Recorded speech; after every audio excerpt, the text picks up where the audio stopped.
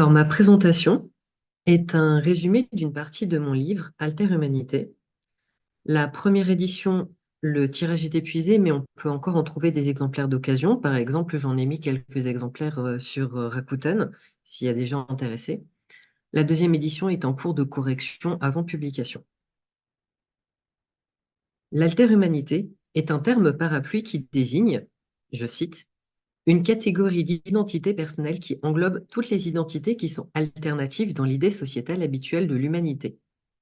C'est-à-dire que ce terme désigne les identités personnelles qui peuvent être qualifiées de différentes du sens de l'identité considérée comme classique dans la culture occidentale. Ce terme va regrouper, d'une part, les personnes qui considèrent que leur identité principale est différente de celle de leur corps physique. Elle est non humaine ou, si elle est humaine, elle est identique à un personnage de fiction ou à une personnalité publique. Ensuite, il y a les personnes qui ont plusieurs identités différentes, quelle que soit leur nature.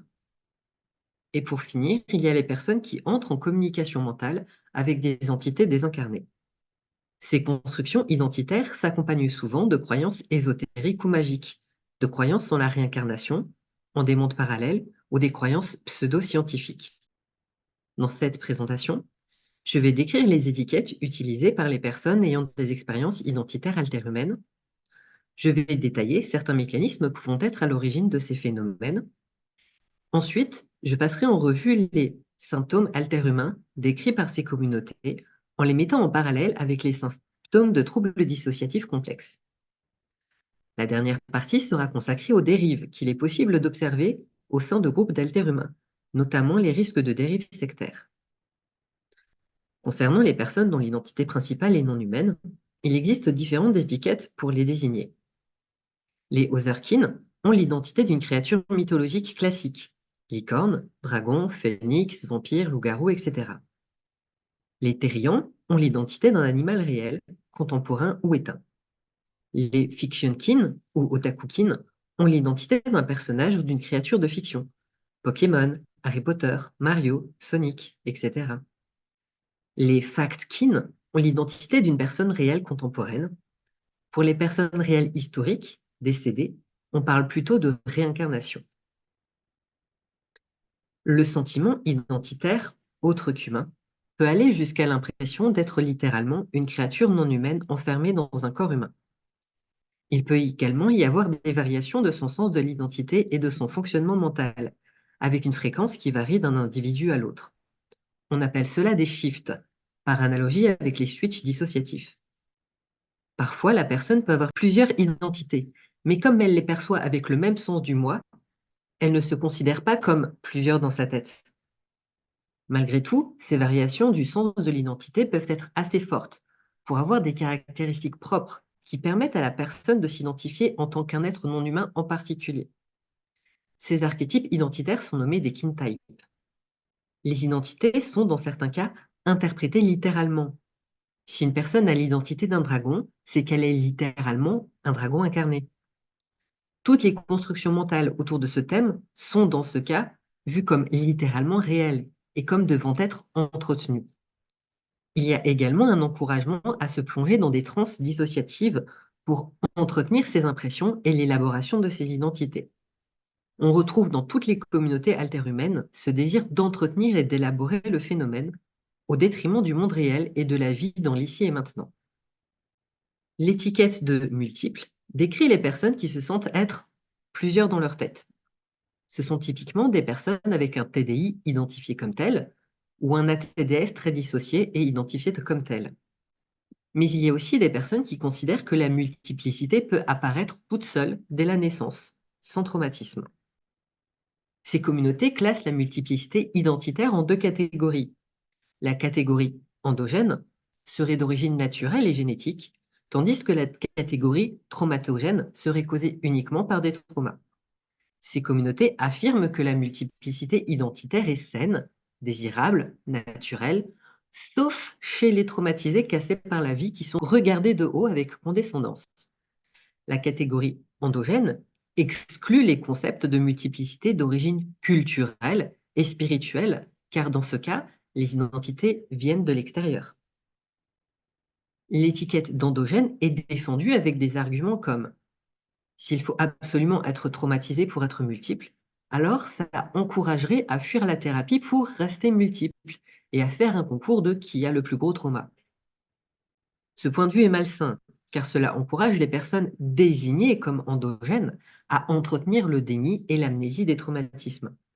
Cela nie également l'existence de la multiplicité fonctionnelle en tant que résolution des traumas et intégration des ressources. Le but ultime, pour ces communautés, c'est l'étape de la coopération entre les identités, tout en entretenant leur séparation et la dissociation chronique pathologique.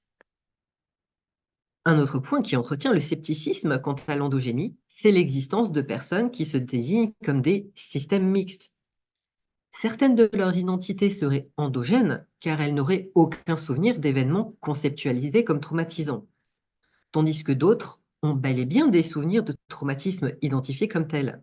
Ces personnes oublient un peu vite que la dissociation permet l'existence d'alters coupés de tout souvenir traumatisant afin de pouvoir gérer la vie normale. Elles oublient également qu'on peut avoir l'impression qu'un alter existe depuis toujours alors qu'il ne s'est séparé et élaboré que tard dans la vie. Les identités sont tellement investies qu'elles sont prises au pied de la lettre, littéralement.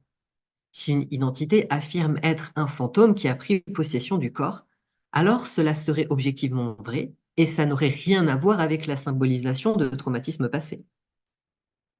La multiplicité est tellement investie comme centre identitaire que les communautés dites endogènes nient leur propre traumatisme ou les traumatismes des autres, afin de se raccrocher à l'idée que c'est sain et naturel d'être dissocié, donc qu'il n'y a aucune pathologie, donc qu'il n'y a rien à soigner, donc qu'il n'y a aucun trauma.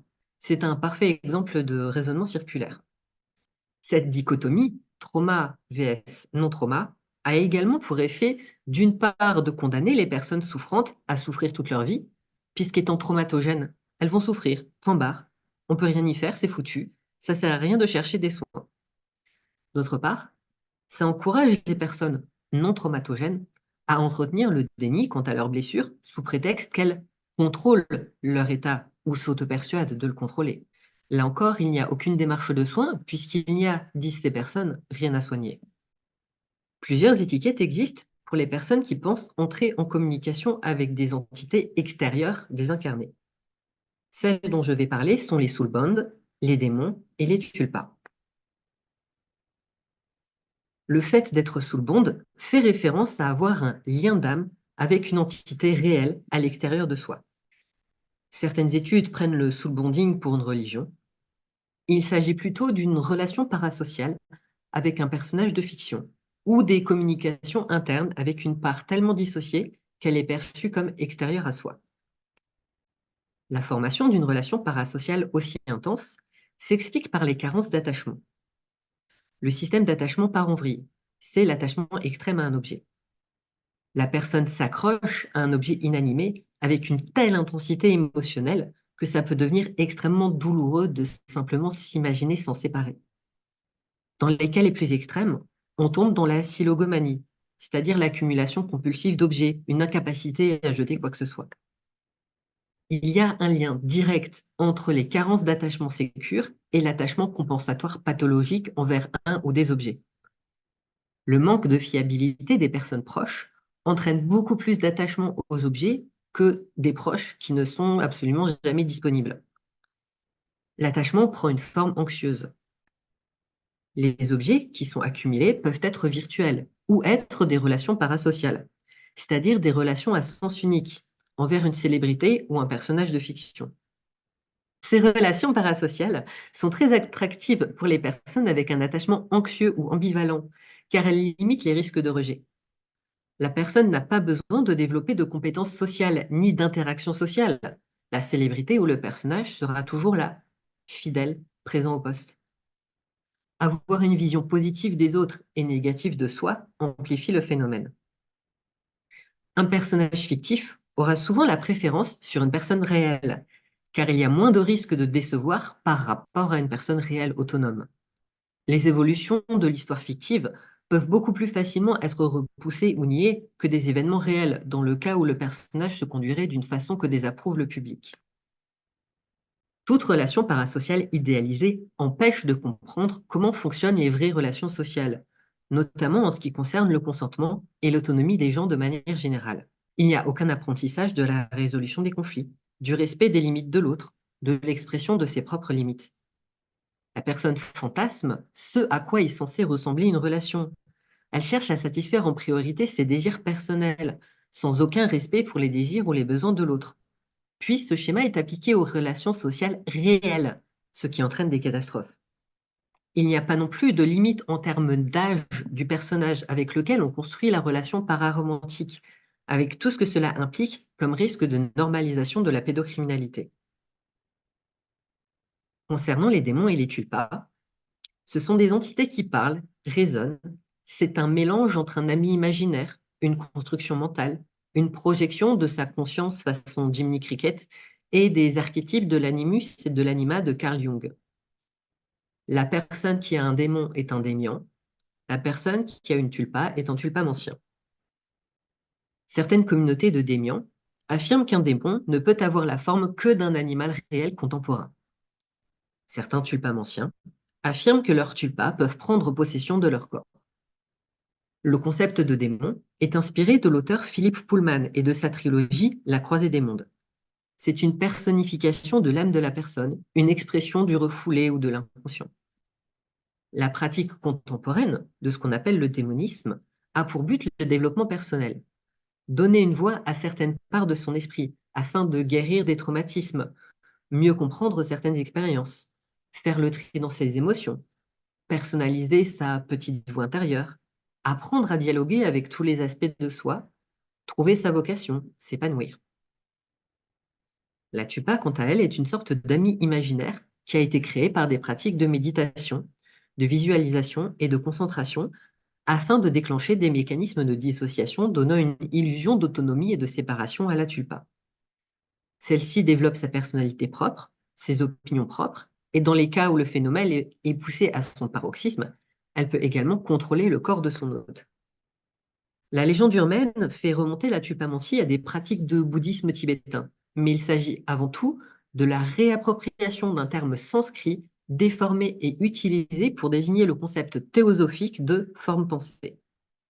Dans la théosophie et dans la légende urbaine, la tulpa développe un corps physique extérieur à son hôte. Différentes motivations vont pousser une personne à se tourner vers le démonisme ou la tulpamancie. Des études ont été menées particulièrement à propos des tulpamanciens. Néanmoins, je suppose qu'on peut l'extrapoler au démonisme, étant donné que les deux pratiques sont très similaires. Les tulpamanciens sont souvent des personnes introverties, avec des handicaps sociaux. La grande majorité sont des hommes blancs célibataires, avec jusqu'à 75% d'hommes dans la population tulpamancienne. Les traumas étant souvent invisibilisés chez les hommes, il est possible que cela entretienne la recherche de solutions alternatives aux soins psy, tandis que les femmes, de leur côté, sont plus facilement écoutées et aidées par le corps médical ou la société en général. En théorie, le tulpamancien n'a aucune expérience pathologique, du type amnésie, dépersonnalisation, déréalisation, perte du sens de la gentilité. Il se plonge dans un état modifié de conscience qui n'est pas dissociatif. En pratique, au moins la moitié des tulpamanciens ont des troubles psychologiques ou neurodéveloppementaux. Néanmoins, aucun diagnostic de trouble n'a été posé à cause de la pratique de la tulpamancie. La tulpamancie ne rend pas malade. La totalité des tulpamanciens considèrent que la tulpa est distincte de leur pensée. Et 40% la trouvent au moins aussi réelle qu'une personne physique, voire parfois encore plus réelle. Le but premier de la tulpamancie est d'avoir de la compagnie, en compensant, par des ressources internes, les carences sociales externes. Les tulpas sont des compagnons loyaux et parfaits aux yeux des tulpamanciens. Dans les cas qui vont être les plus souvent pointés du doigt et moqués sur les réseaux sociaux, la tulpamancie a pour but de donner de la consistance à une relation parasociale romantique ou sexuelle. Dans un registre plutôt orienté soins des troubles mentaux, la tulpamancie permet de développer des compétences d'autorégulation.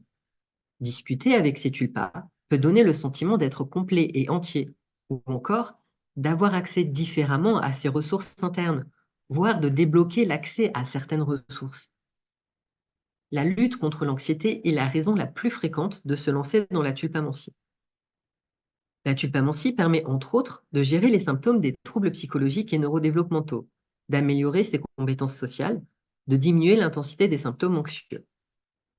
Certaines personnes dans les communautés TDI prétendent que la tulpamancie banaliserait et romantiserait les troubles dissociatifs, qu'elle les rendrait cool et enviables.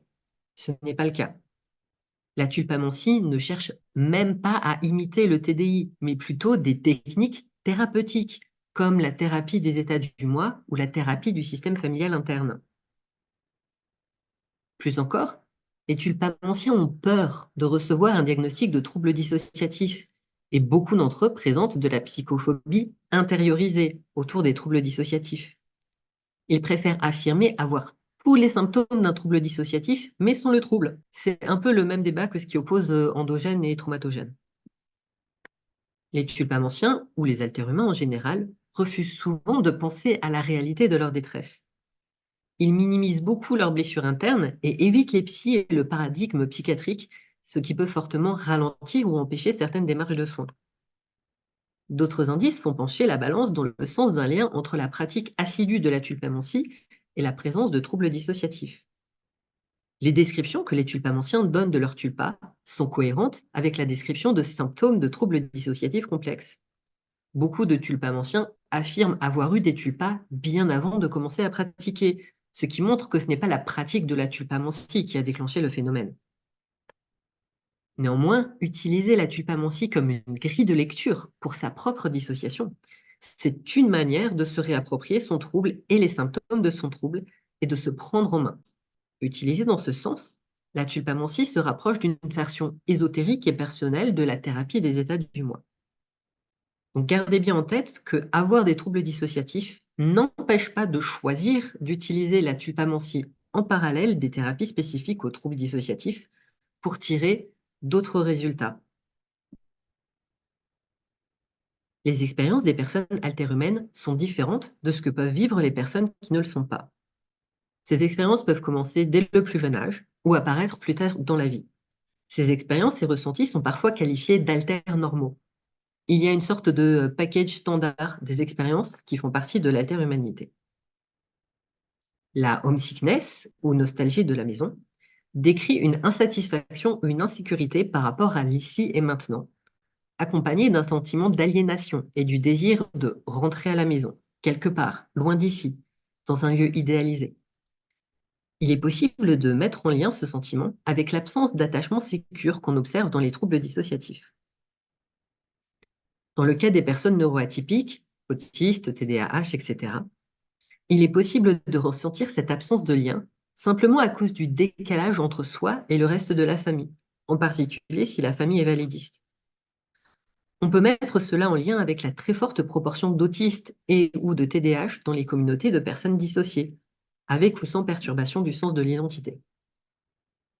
Les phobies internes et externes, les pensées et pulsions d'action intrusives, sont des actions mentales qui vont être réinterprétées comme venant de l'identité altérhumaine. Mais elles sont identiques à ce qu'on observe dans les troubles dissociatifs complexes.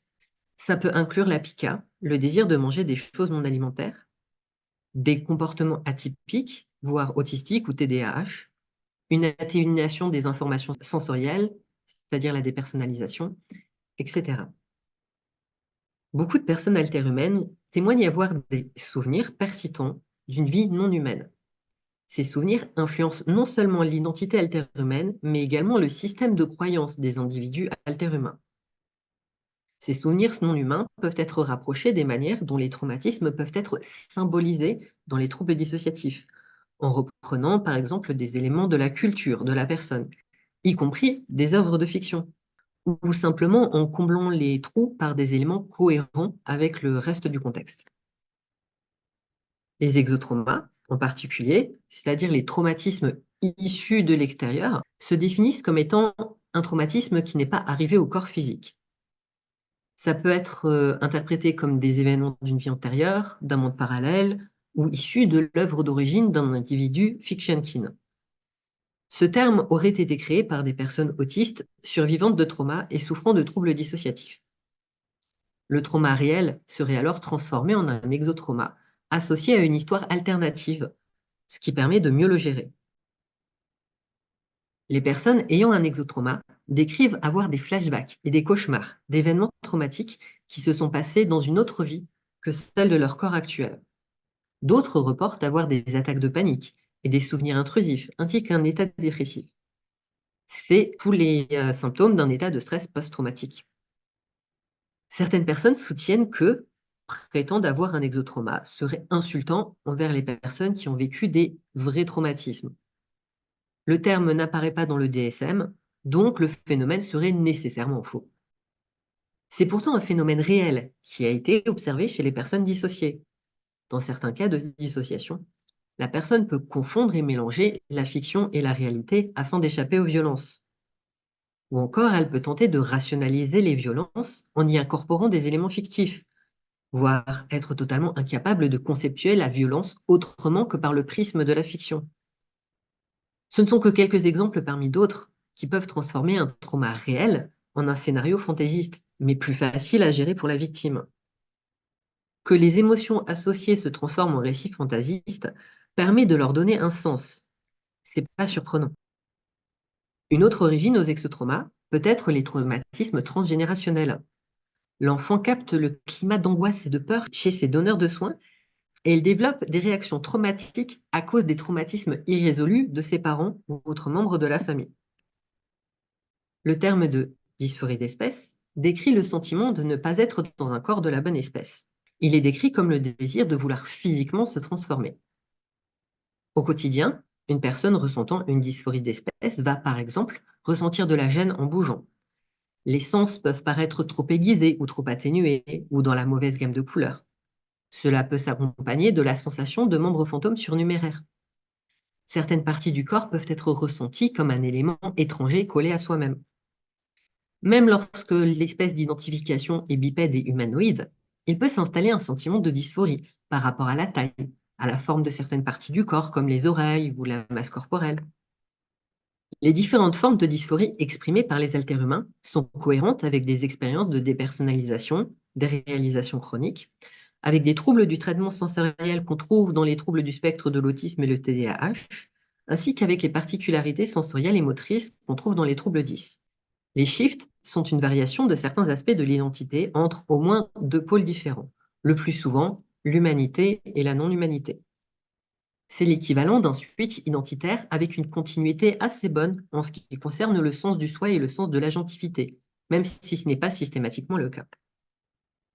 Les shifts Otherkin sont sensibles aux déclencheurs internes, comme le sont les switches dissociatifs. Lorsque les symptômes dissociatifs se superposent à des croyances spirituelles, l'explication que la personne donne de ces expériences peut être «je me métamorphose spirituellement» ou encore «je shift sur le plan astral». Le shift dit mental est décrit comme un état hyper-alerte. La personne voit sa manière de raisonner, sa conscience, fluctuer par rapport à l'ordinaire. Beaucoup d'haltères-humains reportent que leurs shifts mentaux sont principalement liés à des émotions négatives. Cela rendrait les shifts mentaux cohérents avec des symptômes dissociatifs d'origine traumatique, en particulier l'activation d'une part émotionnelle contenant les comportements et émotions liés à la survie. Le shift dit fantôme s'accompagne de la perception de membres fantômes surnuméraires. C'est une crise de dépersonnalisation intense. Le shift dit caméo a lieu vers une identité qui prend rarement le contrôle du corps. Le shift sensoriel est une variation de l'acuité des sens, ou plutôt de l'intensité de la manière dont l'environnement physique est perçu. Cela peut être mis en lien avec l'intensité de l'ancrage au corps, de la dépersonnalisation, de la déréalisation. Certains shifts totaux sont accompagnés d'amnésie partielle ou totale et sont donc impossibles à différencier d'un switch dans un trouble dissociatif complexe. Alors, concernant les dérives des interactions entre alters humains, je vais commencer par l'aliénation et le gatekeeping. Séparer le non-soi du soi est un élément important de la formation identitaire chez les humains. Les Otherkin n'échappent pas à ce mode de fonctionnement. Plus ces Otherkin vont être rejetés socialement, plus ils vont insister sur ce qui les différencie des autres humains afin de renforcer leur sentiment d'appartenance sociale au groupe des Otherkin et ainsi renforcer leur identité. Ce même phénomène se retrouve dans toutes les communautés alterhumaines. Ce sont donc les communautés qui définissent où est la frontière entre l'Otherkin et le pas-Otherkin. mais aussi entre ce qui est scientifiquement possible et ce qui est scientifiquement impossible, entre ce qui est acceptable et ce qui ne l'est pas. Les communautés refusent d'intégrer dans leur rang les personnes dont l'expérience n'est pas authentique de leur point de vue. Il est intéressant de voir la distinction qui est faite entre les vrais haltères-humains et les haltères-humains qui, en vrai, sont juste des gens qui ne savent pas gérer la réalité. Les observations internes notent une forme d'élitisme parmi certaines communautés haltères-humaines, notamment chez les terriens. C'est une sorte de comportement qui est parfois appelé gatekeeping et par lequel les membres d'un groupe vont décider ce qui fait qu'une personne est un vrai terrien ou un faux terrien. De manière générale, quiconque ne partage pas les idées du groupe est un faux terrien. Cela peut parfois aller jusqu'au déni de l'identité de la personne. Dans le cas notamment des fictionkins, les personnes dont l'identité est introjectée depuis un personnage de fiction, ça va être vraiment très présent. La première stratégie de négation affirme que les personnages de fiction n'existent pas, donc ils ne peuvent pas se réincarner, donc les fictionkins n'existent pas. D'autres stratégies de négation tendent vers le validisme et la psychophobie. Les fictionkins vont trop loin. Ils sont fous, ils ne sont pas crédibles, ils sont impossibles, ou alors ils s'identifient à une version filtrée par l'œuvre de fiction de ce qu'ils pensent être leur vrai moi. C'est assez condescendant. Les Otherkin qui nient l'existence des fictionkin justifient que leur kintai est plus réel parce que les mythes et les légendes existent depuis des siècles. La défense de l'existence des fictionkin passe parfois par toutes sortes de pirouettes ésotériques. Par exemple, les personnages fictifs sont créés par les humains à la manière d'égrégores. Une égrégore, c'est une sorte de forme pensée de groupe, créée par l'agrégation des énergies, intentions, désirs, volontés de plusieurs personnes qui se réunissent dans le but explicite de créer cette forme pensée. D'autres protestent que c'est impossible de faire ça, donc c'est impossible d'être fictionkin. Les personnes factkin, dont l'identité est l'introjection d'une personne réelle, sont accusées de causer du tort aux vraiuserkin et d'être dans une démarche d'usurpation d'identité. Un autre type d'élitisme se porte sur la nature des souvenirs haltères-humains ou leur fréquence. Souvent, des personnes sans souvenir sont plus ou moins interdites de croyances spirituelles quant à l'origine de leur alter-humanité. Il est parfois considéré comme obligatoire que ces souvenirs soient malheureux ou traumatisants pour que la personne soit acceptée comme étant vraiment alter-humaine. Là encore, ce sont des comportements violents qui se rapprochent beaucoup du sophisme du vrai écossais. Un peu du style, les vrais écossais, ils portent des kilts. Cet écossais-là, il ne porte pas le kilt, donc c'est pas un vrai écossais. Les forums et autres espaces d'échange partent en vrille assez rapidement. C'est encore plus rapide sur les réseaux sociaux où les échanges frisent l'instantané. Les gens se mettent à poster sur les forums, donner des conseils, imposer leur point de vue, modifier les définitions tout en ignorant tout des communautés, de leurs origines, de la manière dont tout ça s'est construit. Il faut également garder en tête que beaucoup de discussions pointues ont été épuisées. Ce genre de communauté a tendance à être cyclique. Création du groupe, développement des concepts, réflexion, arrivée des nouveaux, disparition des anciens qui ont fait le tour de la question, réinvention de l'eau chaude par les nouveaux, fondation de nouveaux groupes, tout cela en parallèle avec les évolutions sociétales plus globales, les évolutions des codes et des outils de communication, les nouvelles questions que cela engendre. Puis des nouveaux reviennent et reposent encore une fois les mêmes questions, parce qu'ils n'ont pas l'expérience, pas les mêmes codes, et parce que les outils de communication vont de plus en plus vers l'instantané. Donc il y a de moins en moins de lecture d'archives, plus de questions posées en boucle, moins de réflexion lente, plus de brouhaha. Une meute d'alter-humains est un groupe cherchant à recréer de la cohésion sociale et de la solidarité en imitant une meute de loups. La plupart des meutes haltères-humaines sont juste un groupe de personnes qui se connaissent à peine et qui font du jeu de rôle en ligne, voire même un simple groupe de discussion. Mais pour certaines personnes, les interactions hiérarchisées peuvent être prises beaucoup plus au sérieux qu'un simple jeu en ligne. Quand on met des personnes vulnérables et potentiellement traumatisées ensemble, comme ce qui est quasiment toujours le cas parmi les haltères-humains, il y a de très gros risques que ça parte en dérive sectaire. Lorsque le groupe prend la forme d'une meute, la ligne peut être subtile entre le jeu de rôle consenti et la dérive s'appuyant sur les vulnérabilités des membres, comme les comportements réflexes de soumission, le besoin d'appartenir à un groupe, l'incapacité à poser ses limites, l'absence d'attachement sécure, le besoin d'avoir un groupe aux règles et codes explicites et prévisibles, etc. L'emprise se met toujours en place progressivement. C'est le principe de toutes les emprises. C'est la même chose que la grenouille dans la casserole d'eau chaude. Si on jette une grenouille dans de l'eau bouillante, elle cherche à en sortir tout de suite. Mais si on augmente très progressivement la température, elle s'habitue et se laisse cuire vivante. L'emprise peut passer par des actes de sauver les autres en affirmant ne rien demander en retour sur le moment. Puis ces services rendus sont utilisés comme levier pour obtenir beaucoup plus en échange, par gratitude. Il n'y a pas besoin d'un groupe nombreux pour tomber dans une dérive sectaire. Les sectes à deux existent. Le simple fait de participer à un groupe déclenche des mécanismes psychologiques de soumission au groupe. Plus le groupe se referme sur lui-même, plus les risques de dérive sont grands. Une des promesses vides utilisées par les meutes pour asseoir leur emprise est de promettre le secret de la métamorphose physique, ou P-shift. Ces gourous demandent de recevoir beaucoup, beaucoup de leurs suiveurs. Ça va de la confiance absolue à des gratifications sexuelles, en fonction des cas. Ce genre de violence date des débuts des communautés Internet d'alter-humains. Le cas le plus ancien dont j'ai retrouvé le témoignage date de 1995. Toutes les manipulations sont bonnes pour attirer de nouveaux membres vers ces groupes, ce qui peut aller jusqu'à des menaces d'isolement social, d'agression physique ou de mort. Le but est qu'il n'ait pas le temps de chercher pourquoi c'est impossible de se métamorphoser et de créer une mentalité de nous contre le reste du monde, ce qui est propre aux dérives sectaires. L'étape suivante, c'est de faire croire que le groupe ou le chef du groupe possède des secrets et ne peut les révéler qu'après s'être assuré de la loyauté des nouveaux membres. Pour cela, une hiérarchie stricte est mise en place, typiquement alpha, bêta, jusqu'à oméga, pour imiter la structure fantasmée des meutes de loups. Bien entendu, les nouveaux membres sont tous des omégas et ils seront traités comme tels.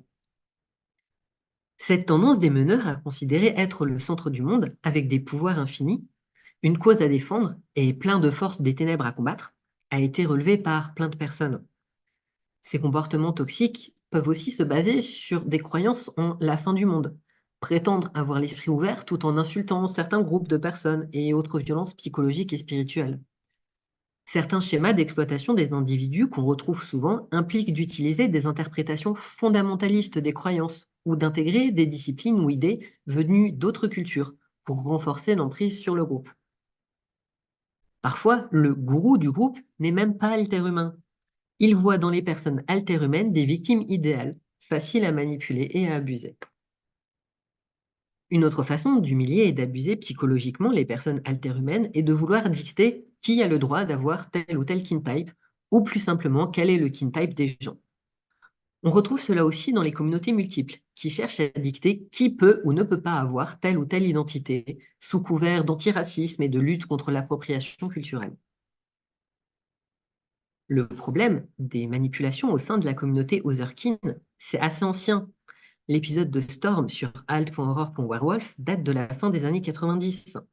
Des adultes cherchant à manipuler des adolescents sous prétexte qu'ils sont âmes sœurs dans l'astral est un phénomène qui, hélas, n'est pas unique. C'est pour cela qu'il est important d'éduquer les plus jeunes de la communauté pour les armer face à ces dérives. Voici quelques exemples génériques de violence. La liste, malheureusement, n'est pas exhaustive. Imposer une intimité sociale entre les membres du groupe en les amenant à partager sur des sujets intimes et personnels. Cela peut parfois impliquer d'inventer des secrets qui sont ensuite confiés aux membres du groupe pour les encourager à partager d'autres secrets en échange. Imposer à la personne d'utiliser tout son temps libre et son énergie pour s'investir dans le groupe, et ce, même si cela met sa vie sociale et ou sa santé en danger. Par exemple, en donnant une explication spirituelle ou ésotérique à tous les problèmes des membres du groupe et en leur interdisant d'aller voir un médecin. Menacer les membres du groupe de perdre leurs gains ou privilèges acquis au sein du groupe si jamais ils prennent du recul par rapport au groupe. Similairement, faire de faux compliments et de fausses critiques afin d'acquérir la confiance des membres envers le leader, puis détruire la confiance que le membre peut avoir en lui-même, ce qui entraîne une confiance encore plus accrue envers le leader. Créer un isolement social chez les membres du groupe, qui n'ont alors plus aucune ressource en dehors du groupe en lui-même. Prétendent être la seule ou la meilleure référence en matière d'ésotérisme ou de spiritualité. Par exemple, en prétendant que les expériences ésotériques ou spirituelles des membres du groupe sont fausses ou des mensonges, parce que ça ne correspond pas à leur point de vue. Ça peut aller jusqu'à insulter les précédents cercles sociaux des membres du groupe. Encourager les membres à donner de l'argent pour le groupe, directement ou indirectement. Par exemple, en achetant des produits créés par le groupe, en créant des produits pour que le groupe les vende et en tire profit, ou en rassemblant des dons pour le groupe. Faire pression sur les membres du groupe pour qu'ils abandonnent certaines choses de leur vie, parce que le groupe ne l'apprécie pas. Et ce, même si ça ne cause aucun tort moral du point de vue de la société. Aliéner toute personne extérieure au groupe et demander une allégeance aveugle au groupe avant toute chose. Cela peut passer par le fait de causer des sentiments de honte chez toute personne du groupe qui dévie de la ligne de conduite du groupe, ou le fait de créer des disputes entre différentes personnes afin de les isoler ou de les punir. Prétendre savoir mieux que les membres du groupe avec qui ils doivent avoir des relations romantiques ou sexuelles. Par exemple, imposer de n'avoir de relations qu'avec des personnes alterhumaines du même kin type, ou prétendre que deux personnes étaient en couple dans une vie antérieure pour les forcer à se mettre en couple dans cette vie. Souvent, le groupe est mené par un leader charismatique, accompagné de quelques lieutenants qui n'ont pas toujours conscience des manipulations à l'œuvre. Ces lieutenants peuvent être tout autant victimes des violences et des manipulations que le reste du groupe. Certains groupes vont présenter des types de violences très spécifiques à leurs croyances internes. C'est le cas plus spécifiquement dans les communautés Soulband ou Tulpem anciennes. Dans ces communautés, certaines personnes vont faire du gaslighting spécifiquement orienté vers les entités qui dialoguent avec leurs victimes. Les mensonges sont par exemple prétendre que l'entité s'est enfuie de chez la victime pour aller vivre avec le bourreau et qu'elle est plus heureuse chez le bourreau. Ou encore, affirmer que l'entité n'est pas du tout ce que la victime pense qu'elle est, et que la victime doit l'abandonner ou la repousser. Ou encore que l'entité appartenait à l'origine au bourreau et que la victime l'a volée et doit la lui rendre. Les conséquences en termes de santé mentale et d'équilibre interne sont vraiment terribles. Beaucoup d'études ont été réalisées au sujet des haltères-humains en général ou des Ozerkines en particulier. Ces études abordent le phénomène sous l'angle de la sociologie ou de la religion. Elles partent du principe que c'est un choix ou une croyance religieuse d'avoir une identité au moins partiellement non humaine. Par mes recherches et les parallèles effectués avec les troubles dissociatifs, je pense être parvenu à montrer qu'il s'agit en réalité d'un phénomène psychologique d'origine dissociative. Ce qui n'exclut pas qu'il soit accompagné de croyances ésotériques ou spirituelles, mais sa racine est psychologique et dissociative. Au vu de tout ce que j'ai montré précédemment, je propose de revoir la définition de l'alter-humanité. La définition que je propose est la suivante. Personne dont l'identité possède au moins deux facettes différentes sous l'influence de la dissociation. Cette dissociation peut être entretenue par des pratiques ésotériques ou spirituelles ou être d'origine traumatique. Au moins une de ces facettes identitaires est non humaine ou copiée de l'extérieur. Animal, créature mythologique, introjection fictive, etc.